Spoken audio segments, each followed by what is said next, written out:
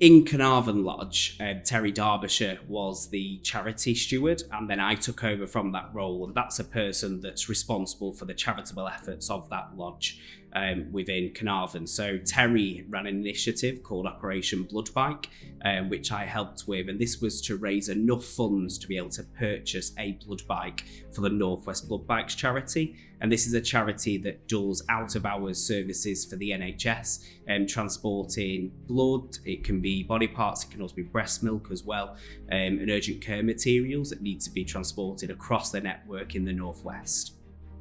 The North West Blood Bikes do that because if they're not there, then the NHS have to use commercial taxis to do so. So we're saving the funds of the NHS on, rather than pay for taxis, they use the North West Blood Bikes, and that's a truly 100% volunteer run organisation.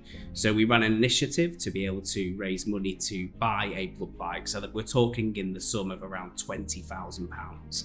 So he used initiatives to get other lodges to donate money to that fund. We did some charitable efforts, so I ran the Manchester 10K as a sponsored activity to raise funds for that. And over the course of a year, we raised enough funds to generate £20,000 and purchase a blood bike for the charity, which was named Mason, and is active across East Lancashire today.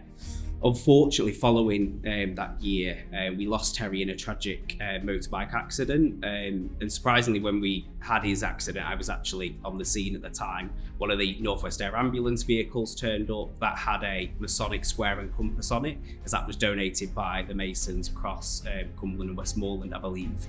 And following that tragic accident, we wanted to do something in Terry's name. And there was a conversation as to whether should we rename the bike Mason, or should we running another initiative to see if we can do 20,000 again to buy another blood bike. So I spoke with the family, who were really happy to support an initiative to put a bike in Terry's name. And so I then ran that initiative with the support of Masons from across West Lancashire, and of course Terry's family and friends as well, to raise enough funds to buy another bike, which was named Terry, that is now also operating next to Mason in East Lancashire. So it was a combined effort of family, friends, the community, generating enough money in terms of £20,000 to buy a blood bike for that charity. And that was a project that we called Operation Blood Bike Part 2, and a very successful one indeed.